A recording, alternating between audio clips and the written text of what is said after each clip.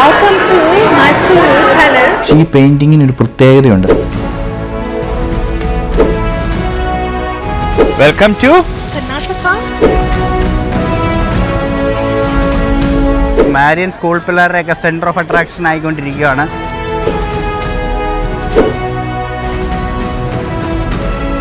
അപ്പം ഇതാണ് ഈ റിസോർട്ടിന്റെ ഒരു ആംബിയൻസ്, എൻട്രി, അങ്ങനെയുള്ള കാര്യങ്ങളൊക്കെ. അതിനുശേഷം താങ്ക് യു Thank you. അങ്ങനെ 2 ദിവസത്തെ സ്റ്റേക്ക് ശേഷം ബൈ പറയുവാണ്. എന്നാണെങ്കിൽ ഇതിൻ്റെ ഒരു കൺവീനിയൻസ് എന്തായിരുന്നു എന്ന് ചോദിച്ചാൽ, ഞങ്ങൾക്ക് എൻ്റെ വീടുമായിട്ട് അധികം ദൂരമില്ല. അതുമാത്രമല്ല ഓൾമോസ്റ്റ് എല്ലാ ഫെസിലിറ്റിയും ഉണ്ട്. ശരിക്കും പറഞ്ഞാൽ ഞങ്ങളുടെ യാത്ര എന്ന് പറഞ്ഞാൽ ഇപ്പോൾ ഇത്രയും ആഴ്ചകൾ നീണ്ടു നിൽക്കുന്ന യാത്രയാണ്. നാച്ചുറലി മാരിയൻ ഹെക്ടിക്ക്, മാരിയൻ ഇത്രയും കണ്ടിന്യൂസ് യാത്ര ചെയ്യുന്ന ആളല്ല. പിന്നെ അവരുടെ ഒരു ഇയർലി ഹോളിഡേ ആണ്. അപ്പോൾ ആ ഹോളിഡേ എന്ന് പറയുന്നത് അവർ റിലാക്സ് ചെയ്യാൻ വേണ്ടി ഉപയോഗപ്പെടുത്തുന്നത്. പക്ഷേ എൻ്റെ കൂടെ കൂടിയാൽ നിങ്ങൾക്ക് അറിയാമല്ലോ, ട്രാവലിംഗ് ആൻഡ് ട്രാവലിംഗ്. സോ അതുകൊണ്ട് ഞാനാണ് അവൾ എന്നോടത് പറഞ്ഞപ്പോൾ എനിക്കും വളരെ ന്യായമായ കാര്യമാണെന്ന് തോന്നി. അങ്ങനെ 2 ദിവസം റിലാക്സ് ചെയ്തു. You can see look how happy she is. Look, she's happy. Refreshed. Okay. അപ്പം ഇന്നിനി ഞങ്ങളുടെ കണ്ടിന്യൂസ് യാത്ര ഇനി നമ്മൾ കർണാടകയിലേക്കാണ് പോകുന്നത്. നമ്മൾ പറഞ്ഞതനുസരിച്ച് കർണാടകയിൽ ഒത്തിരി സെക്ഷൻസ് കവർ ചെയ്യാനുണ്ട്. അപ്പോൾ അതിൻ്റെ വീഡിയോസൊക്കെ വരുന്നു. അപ്പോൾ അതിൻ്റെ അകത്ത് വേറെ 2 പേരും കൂടെ ജോയിൻ ചെയ്യുന്നുണ്ട്.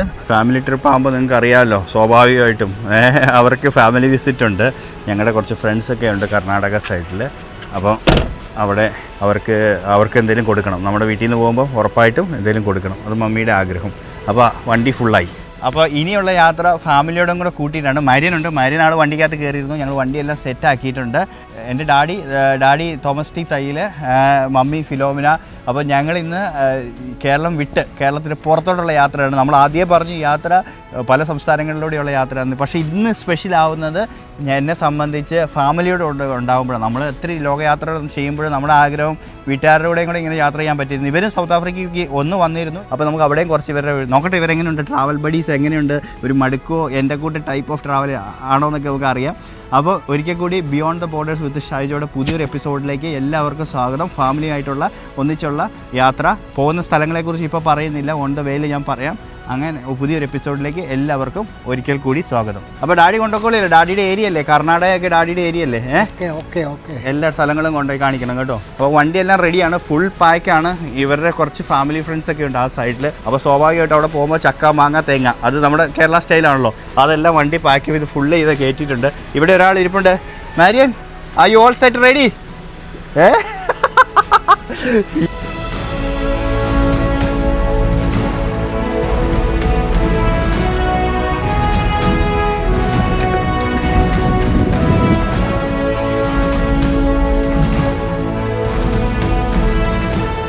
അപ്പോൾ നമ്മൾ ബന്ദർക്ക ടൗണൊക്കെ കഴിഞ്ഞ് കർണാടക ലക്ഷ്യമാക്കിയാണ് മുന്നോട്ട് പോകുന്നത്.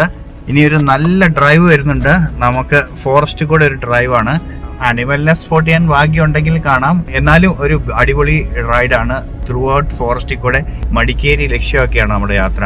അങ്ങനെ കർണാടക ഫോറസ്റ്റിലേക്ക് കയറുവാണ് നമ്മൾ. കർണാടക ചെക്ക് പോസ്റ്റാണ് അവിടെ കാണുന്നത്. ഇതൊരു നൈസ് ഡ്രൈവാണ്. നല്ല ഒരു തിക്ക് ഫോറസ്റ്റ് ആയിട്ട്, നല്ല ട്രോപ്പിക്കൽ ഫോറസ്റ്റ് ആണ്.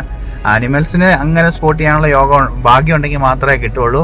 പക്ഷെ നല്ല റോഡും നല്ല സീനിക് ആയിട്ടൊരു ഡ്രൈവുമാണ്.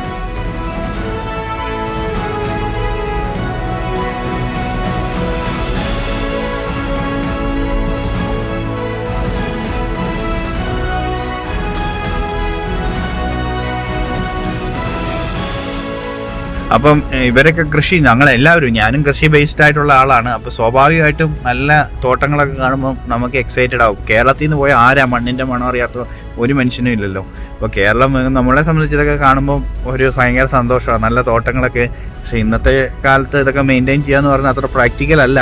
അങ്ങനെ ഡാഡി കാർഷിക മേഖലയിലൊക്കെ ഉള്ള സംഘടനകളുടെയൊക്കെ നേതൃസ്ഥാനത്തൊക്കെ ഇരുന്നിട്ടുള്ള ആളാണ്. പണ്ട് ആരോ പറഞ്ഞ് എൻ്റെ ഫാദറിൻ്റെ സംസാരം എനിക്ക് കിട്ടിയെന്ന്. അത് ശരിയാണ്. ഒരു പരിധിവരെ ഡാഡിയുടെ സംസാര രീതിയൊക്കെ എന്നെ ഒത്തിരി ഇൻഫ്ലുവൻസ് ചെയ്തിട്ടുണ്ട്. അത് പറഞ്ഞ പോലെ വേറൊരു കാര്യം, യാത്രയുടെ കാര്യത്തിലും ഒരു പരിധിവരെ എന്നെ ഇൻഫ്ലുവൻസ് ചെയ്ത ആൾ ഡാഡിയായിരിക്കും. ചെറുപ്പത്തിലെ എന്നെ എല്ലായിടത്തും പറഞ്ഞു വിടുമായിരുന്നു. പിന്നെ ഞങ്ങൾ കേരളത്തിൻ്റെ ഏറ്റവും ഇങ്ങേറ്റത്ത് കിടക്കുന്നതുകൊണ്ട് തന്നെ നമുക്ക് ഒത്തിരി ഓപ്പർച്യൂണിറ്റീസ് കിട്ടുമായിരുന്നു ട്രാവൽ ചെയ്യാൻ. ഇപ്പം നമ്മുടെ ബന്ധുക്കാരൊക്കെ നാട്ടിൽ കോട്ടയത്തും പാലായിലും ഒക്കെ ആയതുകൊണ്ട് തന്നെ എല്ലാ വർഷവും ഹോളിഡേക്ക് കല്യാണത്തിനും ഒക്കെ ഞങ്ങൾ പോകുമ്പോൾ ഞങ്ങൾക്ക് യാത്ര ചെയ്യാൻ ചെറുപ്പത്തോടെയുള്ള അവസരങ്ങളുണ്ടായി. അത് യാത്രയോട് അടുപ്പിച്ചു. അത് കൂടാതെ തന്നെ എന്നെ എൻ്റെ പെങ്ങളെയൊക്കെ യാത്രയ്ക്ക് വിടുമായിരുന്നു. ഒറ്റൊരു കണ്ടീഷനേ പറയുള്ളൂ. എന്നെ ഡാഡി പറയുന്നത് പൈസ 3-4 പോക്കറ്റിലായിട്ട് വെക്കാൻ പറയും. അല്ലേ, വല്ലവരും പോക്കറ്റ് അടിച്ച് പോയാൽ തന്നെ ഞാൻ പിന്നെ നമുക്ക് തിരിച്ച് വീട്ടിലെത്താനുള്ള പൈസ ഉണ്ടാവണമല്ലോ. അപ്പോൾ അതുകൊണ്ട് പറയും 2-3 പോക്കറ്റിലായിട്ട് പൈസ വെക്കുക, ബോർഡ് നന്നായിട്ട് വായിക്കുക, അടുത്തിരിക്കുന്ന ആൾക്കാരുമായിട്ട് സംസാരിച്ച് അവരുമായിട്ട് നല്ല ആൾക്കാരാണെങ്കിൽ അവരുമായിട്ട് എപ്പോഴും ഒരു അവെയറായിട്ട് ഇരിക്കുക എന്നൊക്കെ പറഞ്ഞ് ഞാൻ എൻ്റെ 8ലും 7ലും 8ലൊക്കെ പഠിക്കുമ്പോൾ തന്നെ ഞാൻ തൃശ്ശൂരും പാലക്കാടും ഒക്കെ തന്നെ യാത്ര ചെയ്തിട്ടുണ്ടായിരുന്നു. അതൊക്കെ ഒരു പരിധി വരെ പിന്നീടുള്ള അന്നേക്കാലത്ത് മൊബൈലില്ല. മൊബൈലെങ്കിലും കയറി കടകളിൽ നിന്നും ലാൻഡ് ഫോണിലൂടെ കോണ്ടാക്ട് ചെയ്യാനേ പറ്റുന്നുള്ളൂ. അതെ അതെ അതെ.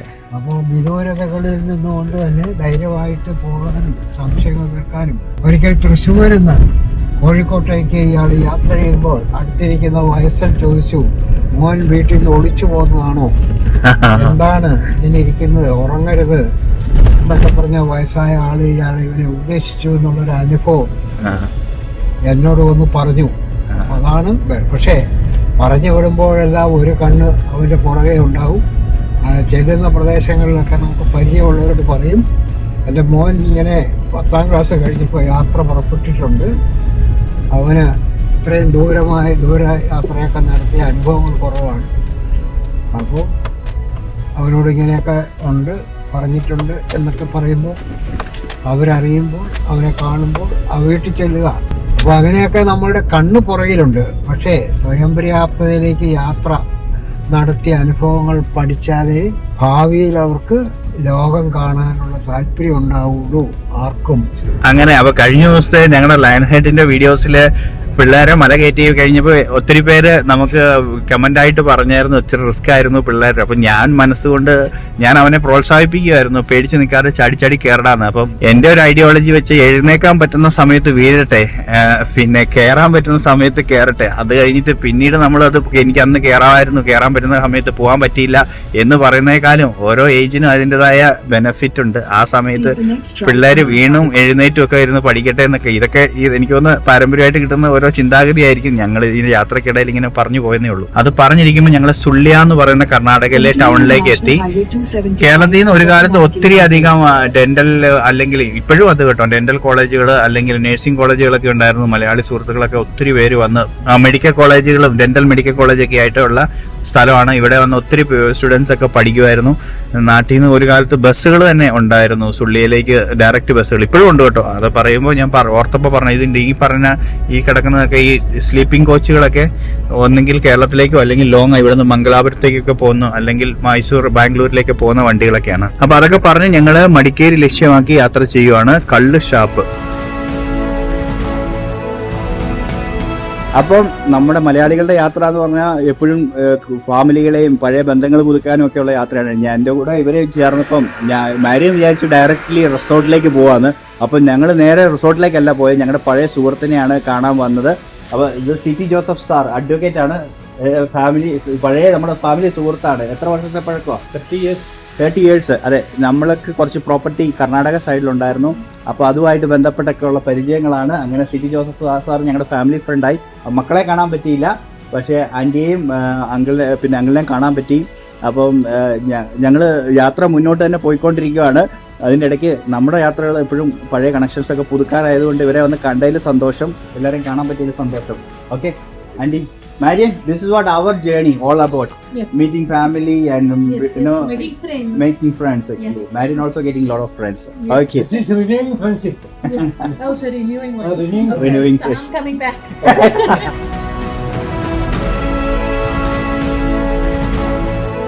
What do you say? When you are in that place, you must live like that place.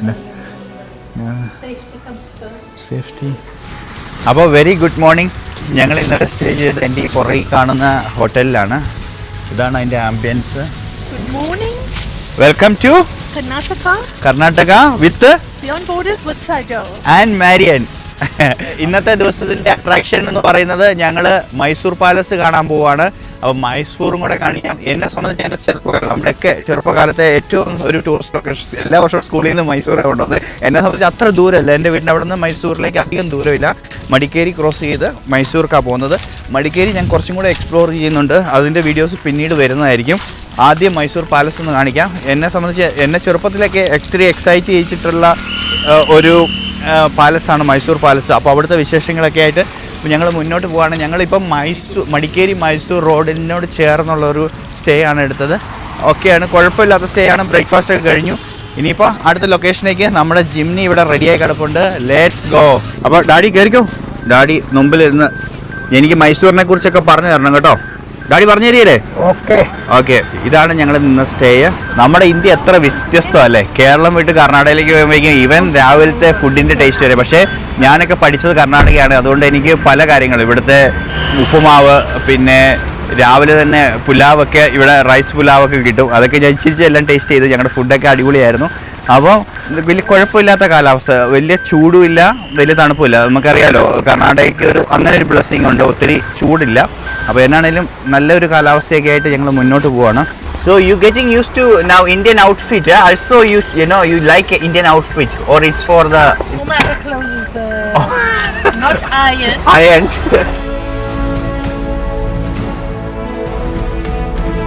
അങ്ങനെ മൈസൂർ എത്തി. അപ്പം നല്ല ക്യൂ ഉണ്ട്.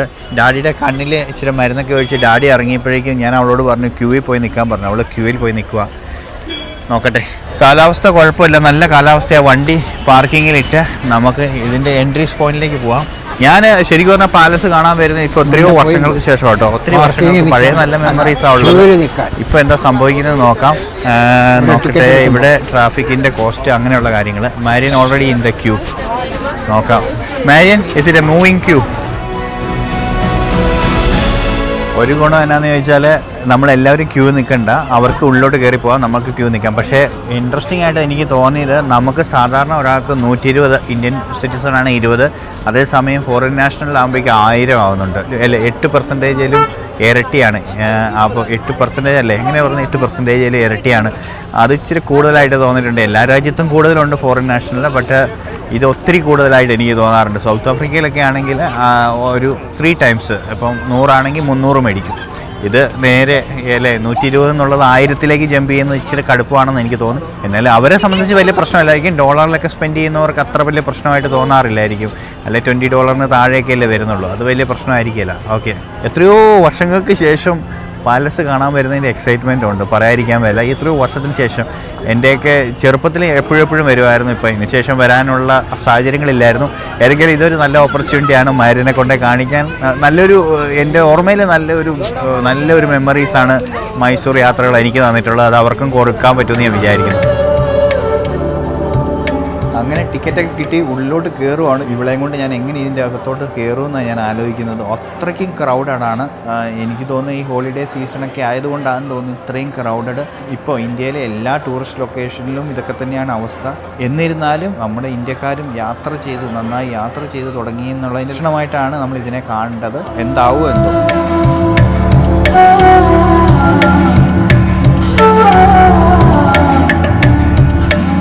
എൻ്റെ അറിവിൽ ഞാനിവിടെ വരുമ്പോൾ ഇത്രയും തിരക്കില്ല. ഇവിടെ കാണുന്ന ക്രൗഡ് കണ്ടാൽ നമ്മൾ ഞെട്ടും. അത്രയ്ക്കും ക്രൗഡാണ്. ഇത്രയും പേരെ ഇത് അക്കോമഡേറ്റ് ചെയ്യുമെന്ന് വരെ നമുക്ക് സംശയം തോന്നും. അത്രയും ആൾക്കാരെയാണ് ഇവിടേക്ക് വരുന്നത്. ഇത്രയും ആൾക്കാരെ ഇവർ പെർമിറ്റ് ചെയ്ത് കഴിഞ്ഞാൽ എങ്ങനെ അത് എൻജോയ് ചെയ്യാൻ പറ്റുമെന്ന് എനിക്കറിയത്തില്ല. നിങ്ങൾ ആരെങ്കിലും മൈസൂർ പാലസ് ഒന്ന് കണ്ടപ്പോഴോ അല്ല ഇനി വരാനിരിക്കുന്നവരാണെങ്കിലും ഒരു കാര്യം ശ്രദ്ധിച്ചോട്ടോ. നമ്മൾ ഈ കാണുന്ന ഈ പെയിൻറ്റിങ്സ് ഉണ്ടല്ലോ, ഈ ദസറ ആഘോഷം, മൈസൂരിലെ ദസറ ആഘോഷത്തിൻ്റെ പെയിൻറ്റിങ്സ് ആണ് കൂടുതൽ ഈ വാളുകളിൽ നമുക്ക് കാണുന്നത്. പക്ഷേ ഈ പെയിൻറ്റിങ്ങിന് ഒരു പ്രത്യേകതയുണ്ട്. നമ്മൾ ഏത് ആംഗിളിൽ നിന്ന് നോക്കുകയാണെങ്കിലും നമ്മളെ ഫേസ് ചെയ്യുന്ന പോലെ, അല്ലെങ്കിൽ നമ്മളിപ്പോൾ പറയില്ലേ 3D ആംഗിള് അങ്ങനെയൊക്കെ പറയുന്ന പോലെ ഈ പെയിൻറ്റിങ്ങിൻ്റെ ഒരു മാജിക് അതിൻ്റെ അകത്ത് വർക്ക് ചെയ്യുന്നതായിട്ട് നമുക്ക് തോന്നും. അതായത് നമ്മൾ ഈ സൈഡിൽ നിന്ന് നോക്കിയാലും റൈറ്റ് സൈഡിൽ ലെഫ്റ്റ് സൈഡിൽ നിന്ന് നോക്കിയാലും നമുക്കെല്ലാം ആ പൊസഷൻ നമുക്ക് എല്ലാവർക്കും കാണുന്ന രീതിയിലാണ് ഇവിടുത്തെ പെയിൻറ്റിങ് ചെയ്തേക്കുന്നത്. അതൊരു ഭയങ്കര ഒരു അത്ഭുതമായിട്ട് എനിക്കും തോന്നിയത്. എത്ര ടാലൻറ്റഡായ ശില്പികളായിരിക്കും അതങ്ങനെ ചെയ്തേക്കുന്നത്. അന്നത്തെ കാലത്ത് ചെയ്തതാണെന്നുള്ളതാണ് അതിലേറെ നമ്മൾ അത്ഭുതപ്പെടുത്തുന്നത്. അന്നൊക്കെ വരുമ്പോൾ ഇത്രയും ക്രൗഡഡ് അല്ല. നമുക്ക് എന്നെ സർപ്രൈസ് ചെയ്യിക്കുന്നത് അന്നത്തെ ആ പെയിൻറ്റിങ് ഇപ്പോഴും അതുപോലെ നിൽക്കുന്നുണ്ട്. ആ ഉപയോഗിച്ച ടെക്നിക്ക് ഭയങ്കര ടെക്നിക്കാണ്. ആൾക്കാരെ ടച്ച് ചെയ്യാൻ അനുവദിക്കുന്നില്ല. ടച്ച് ചെയ്തെടുത്തൊക്കെ നമുക്ക് വ്യത്യാസം കാണാനുമുണ്ട്. എടുത്തോ. അപ്പോൾ ഇതിൻ്റെ സെൻട്രൽ നടുത്തളത്താണ് വന്ന് നിൽക്കുന്നത്. ശരിക്കും പറഞ്ഞാൽ ഒരു ആംബിയൻസ്, അടിപൊളി ആംബിയൻസ് ആണ്. ശരിക്കും നമ്മൾ നടന്ന് ചെല്ലുമ്പോൾ എന്തോരം കമാനങ്ങളും എന്തോരം വലിയ കോറിഡോറുകളും ഹാളുകളാണ് പാലസിൻ്റെ അകത്ത്, എന്തോരം മുറികളുണ്ടാകുന്നത്. ശരിക്കും ഇവിടെ നമ്മൾ മനസ്സിലാക്കുമ്പോൾ ഇതിൻ്റെ അകത്ത് ഏകദേശം 340ഓളം മുറികളുണ്ടെന്നാണ് പറയുന്നത് ഈ പാലസിൻ്റെ അകത്ത് തന്നെ. ഈ ശരിക്കും പറഞ്ഞാൽ 1537 പണി കഴിപ്പിച്ച കൊട്ടാരമാണ്. ഇപ്പോഴും ഇതിന് എൻ്റെ രാജവംശത്തിന് ഇപ്പോഴും കുറേ അധികാരങ്ങളൊക്കെ ഇവിടെ ഉണ്ട് കേട്ടോ. ഇവിടെ ഇരിക്കുന്ന സുവനിയേഴ്സൊക്കെ, ഈ ഉള്ളിൽ കാണുന്ന സുവനിയേഴ്സും അതൊക്കെ രാജാക്കന്മാർക്ക് സമ്മാനമായിട്ട് കിട്ടിയതൊക്കെയാണ്. അവർക്ക് ഇപ്പോഴും അതിൻ്റെ മുകളിലൊക്കെ അധികാരം ഉണ്ടെന്നാണ് പറയുന്നത്. അതുപോലെ 1537 ചാമരാജ വാഡിയാർ എന്ന് പറയുന്ന രാജവംശം, ആ വാഡിയാർ രാജവംശം തന്നെയാണ് ഇപ്പോഴും അവർക്ക് ഈ പാലസുമായിട്ട് നല്ല ബന്ധം തന്നെയാണ് ഉള്ളത്. അവരാണ് ഈ പാലസിൻ്റെ അധികാരികൾ. പക്ഷേ ഇപ്പം ഇത് മാനേജ് ചെയ്യുന്നത് കർണാടക ഗവൺമെൻറ്റാണ് മാനേജ് ചെയ്യുന്നത്. 25ഓളം ഏക്കർ സ്ഥലത്ത് നിൽക്കുന്ന വ്യാപിച്ച് കിടക്കുന്ന ഒരു കൊട്ടാരം. ശരിക്കും പറഞ്ഞാൽ നമ്മൾ ഇന്ത്യ എത്ര റിച്ചാണ് ഇങ്ങനെയുള്ള സംസ്കാരത്തിൻ്റെ കാര്യത്തിൽ. എന്തു പഴമയുള്ള എന്തു വലിയൊരു സംസ്കൃതിയാണ് നമുക്കുണ്ടായിരുന്നതെന്നൊക്കെ എനിക്ക് ശരിക്കും പറഞ്ഞാൽ മാര്യനെ ഇതൊക്കെ കാണിച്ചു കൊടുക്കും. ആ മാര്യനും അത്ഭുതമായിരുന്നു ഇങ്ങനെയൊക്കെ നമുക്ക് ഇത്രയും നല്ല പാലസ്. ശരിക്കും പറഞ്ഞാൽ ഇന്ത്യയുടെ ഒരു ദരിദ്ര സൈഡാണ് കൂടുതലും പുറത്തേക്ക് ഫോർകാസ്റ്റ് ചെയ്യപ്പെടുന്നത്. പക്ഷെ നമുക്ക് ഇത്രയും റിച്ചായ ഒരു സംസ്കാരവും നമ്മൾ ശരിക്കും ആഠ്യത്വത്തിൽ ജീവിച്ച ഒരു സംസ്കൃതി ആയിരുന്നു എന്നുള്ളത് സത്യം തന്നെയാണ്. The podium where the king used to sit. Okay, where's the podium? Yeah, The podium is down there. Okay. And then this is where all the people used to gather. Yeah. അപ്പോൾ ഞാൻ palace കണ്ട് ഇറങ്ങിക്കഴിഞ്ഞപ്പോൾ എനിക്ക് പണ്ട് ചെറുപ്പത്തിൽ school ടൂറായിട്ട് വന്നപ്പോഴും അതിനുശേഷം വന്നപ്പോഴും കണ്ട അതേ അത്ഭുതം തന്നെ എനിക്ക് ഇപ്പോഴും തോന്നുന്നു. ഇപ്പോഴും സ്ട്രക്ചർ നല്ല ബ്യൂട്ടിഫുള്ളായിട്ട് മനോഹരമായിട്ട് തന്നെ അതുപോലെ തന്നെ വെച്ചിട്ടുണ്ട്. അതൊക്കെ കാണാൻ പക്ഷേ ഇത്ര ഓവർ ക്രൗഡഡ് ആയിരുന്നു, അത് സത്യം തന്നെ. പക്ഷേ പഴയ പോലെ അത്ര ഫ്രീ ആയിട്ട് നടന്ന് കാണാനോ പീസ്ഫുള്ളായിട്ട് ആസ്വദിക്കാനോ പറ്റിയില്ല.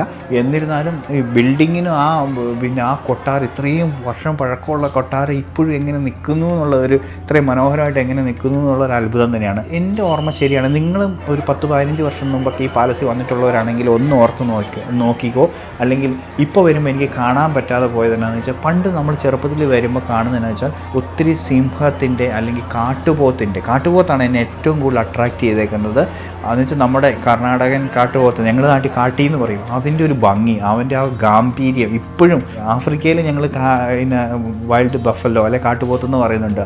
അത് നമ്മുടെ നാട്ടിൽ കാണുന്ന കാട്ടുപോത്ത് അല്ലെങ്കിൽ കാട്ടി എന്ന് പറയുന്ന അതിൻ്റെ 7 അയലോക്കത്ത് വരില്ല. അവൻ്റെ ആ മസിലും അവൻ്റെ ആ ഗാംഭീര്യം നമ്മുടെ ബാഹുബലിക്കകത്തൊക്കെ കാണിക്കുന്ന ഫൈറ്റ് സീനിലൊക്കെ അതിലും രസകരമായിട്ടാണ് നമ്മുടെ കാട്ടുപോത്തിന് എനിക്ക് തോന്നുന്നത്. അതിനെ സ്റ്റഫ് ചെയ്ത് വെച്ചിട്ടുള്ള ഇഷ്ടംപടി അതിൻ്റെ ആ കണ്ണുകളൊക്കെ, തിളങ്ങി നിൽക്കുന്ന കണ്ണുകളൊക്കെ ഭിത്തിയിൽ ഇങ്ങനെ സ്റ്റഫ് ചെയ്ത് പാലസിൻ്റെ ഉള്ളിൽ പലയിടത്തും പ്രദർശിപ്പിച്ചിട്ടുണ്ട്. അതുപോലെ ആന, ഫുൾ ആന.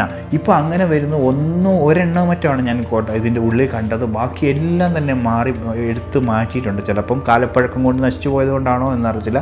ഒരു സ്കൂൾ കുട്ടിയായിട്ട് അത് അന്ന് കാണുമ്പോൾ അതെനിക്ക് വലിയ അത്ഭുതമായിട്ട് തോന്നിയിട്ടുണ്ട്. അതിപ്പോൾ അത് മിസ്സായിപ്പോയി. ഇപ്പോൾ വരുന്നവർക്ക് അത് കാണാൻ പറ്റുന്നില്ല. എന്നിരുന്നാലും ഇവിടുത്തെ ഈ പ്രതിമകളുണ്ടല്ലോ, ഈ താഴെ കാണുന്ന സിംഹത്തിൻ്റെയൊക്കെ പ്രതിമകൾ കണ്ടാൽ ജീവൻ തുടിക്കുന്ന പ്രതിമകൾ. അന്നത്തെ കാലത്ത് ഇത്രയും നല്ല പ്രതിമകളൊക്കെ എങ്ങനെ ഉണ്ടാക്കിയെന്ന് നമ്മൾ ചിന്തിക്കും. അത് ആ കൊട്ടാരത്തിന് എല്ലാവിധ ഭംഗിയും തരുന്ന ഒരു കാഴ്ചയാട്ടോ. അതിൻ്റെ ഒരു ആംഗിളും എല്ലാ കോണറിലും ഇങ്ങനെയുള്ള ആ നടുത്തളത്തിലും എല്ലായിടത്തും ഇങ്ങനെ സെറ്റ് ചെയ്തേക്കുന്ന ഈ സിംഹത്തിൻ്റെ പ്രതിമകൾ അല്ലെങ്കിൽ കടുവ അങ്ങനെയുള്ള ആനിമൽസിൻ്റെയൊക്കെ പ്രതിമകൾ നമ്മളെ അത്ഭുതപ്പെട്ടു.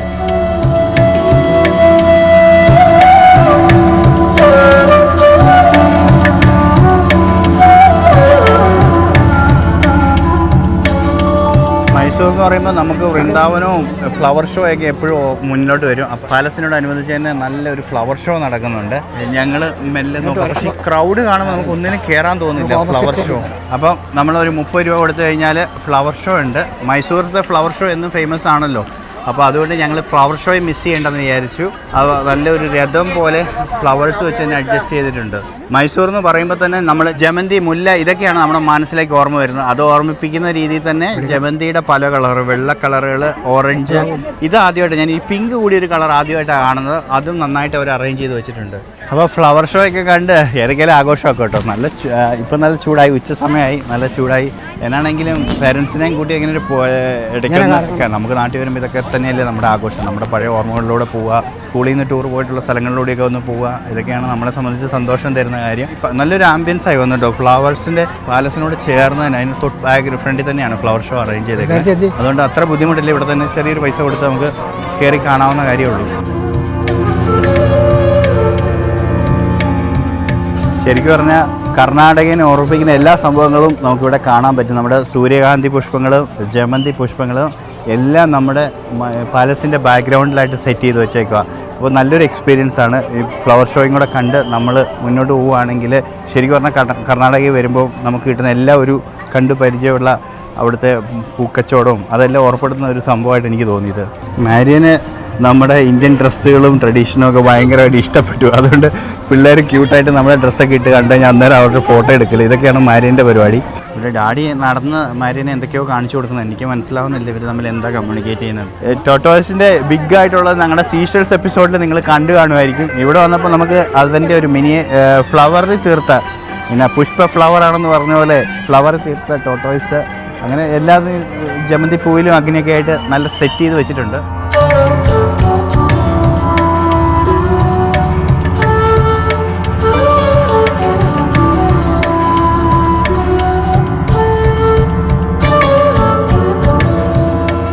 This is a special type of gates and wall.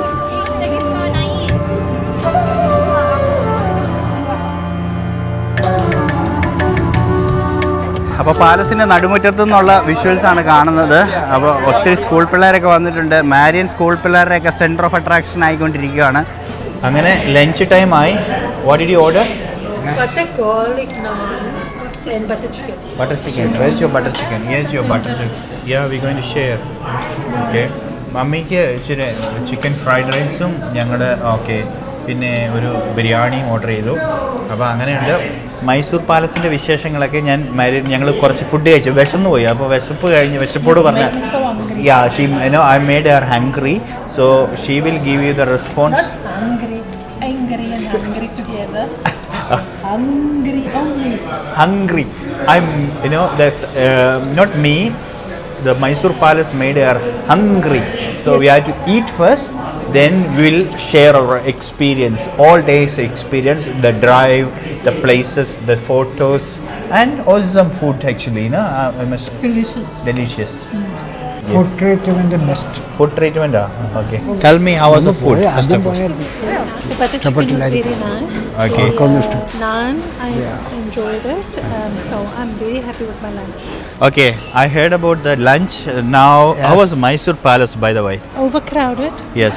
If you ever want to visit Mysore Palace, Yes. go when it's not school holiday. Yes, that's. Other than that, very nice place to see. Palace is well kept. Yes. ഞാനോടത്ത് Beautiful തൈക്കുഞ്ഞാ things to take from പോകുന്നത്. there. Yes. See, that's all one point. Marian പറഞ്ഞ വലിയ നല്ലൊരു point ആണ്. വെച്ചാൽ ഭയങ്കര ഞാൻ ഒരിക്കലും മൈസൂർ പാലസിൽ പോകുമ്പോൾ ഇത്രയും ക്രൗഡഡ് ആയിട്ട് ഞാൻ കണ്ടിട്ടില്ല. ഇത്രയും പേര് അതിനകത്ത് അക്കോമഡേറ്റ് ചെയ്യാൻ പറ്റുമോ, അത്രയ്ക്ക് ആൾക്കാർ അതിൻ്റെ അകത്തേക്ക് കയറി വരുമായിരുന്നു. പിന്നെ ഞങ്ങൾ ഇവിടെ നിർത്തി ഒരു ലഞ്ചൊക്കെ കഴിച്ച് ഇപ്പോൾ റിലാക്സ് ആയിട്ട് മുന്നോട്ട് പോവാണ്. പിന്നെ ഒരു കാര്യം പറയാനുള്ളത്, what about the photos? Who took the photos for you? Do you enjoy the photos? There was a global traveler. Global? Yes. That I asked to take my pictures. Okay. എന്നിട്ട് and she told, എൻ്റെ പാരൻസിനോട് പറയായിരുന്നു ഷൈജു എന്നെ ഹോളിഡേക്ക് എന്ന് പറഞ്ഞിട്ട് കൊണ്ടുവന്നിട്ട് എന്നെ കൊണ്ട് work ചെയ്യിക്കുകയാണ്, ഞാൻ ഫോട്ടോയൊക്കെ എടുക്കുകയെന്ന് പറഞ്ഞിട്ട്. ഞാൻ എൻ്റെ ഫോട്ടോയെക്കാളും കൂടുതൽ പുള്ളിക്കാരുടെ ഫോട്ടോയാണ് എടുക്കുന്നത്. അപ്പോൾ പുള്ളിക്കാരി പറയായിരുന്നു എൻ്റെ പാരൻസിനോട്, നമുക്കറിയാമല്ലോ നമ്മൾ ട്രാവൽ ചെയ്യുമ്പോൾ നമുക്ക് വീഡിയോ ക്യാപ്ചർ ചെയ്യുമ്പം നമ്മുടെ കോൺസെൻട്രേഷൻ അതിലേക്ക് പോകുമല്ലോ. അപ്പോൾ അന്നേരം പുള്ളിക്കാരി പറഞ്ഞതാണ്, I came here for A holiday but he made me work. Anyway ഇതായിരുന്നു ഹോട്ടൽ ഞങ്ങൾ കഴിച്ച ഫുഡ്. കുഴപ്പമില്ല, നീറ്റ് ആൻഡ് ക്ലീൻ ആണ്. ഇന്ന് ഞങ്ങൾ ഒന്നും പ്ലാൻ ചെയ്യുന്നില്ല. പണ്ടവണ ഒരു 200 കിലോമീറ്റർ ഡ്രൈവ് ചെയ്യുകയും ചെയ്തു. പിന്നെ കുറച്ച് നടന്ന് കാണുകയൊക്കെ ചെയ്തു. അപ്പം നിങ്ങളോട് എല്ലാവരോടും ഒരു ബൈ പറയുകയാണ്. നാളത്തെ എപ്പിസോഡിൽ കാണാം. Bye from Beyond Borders with Saijo and Marian and my family. Bye. Thank you.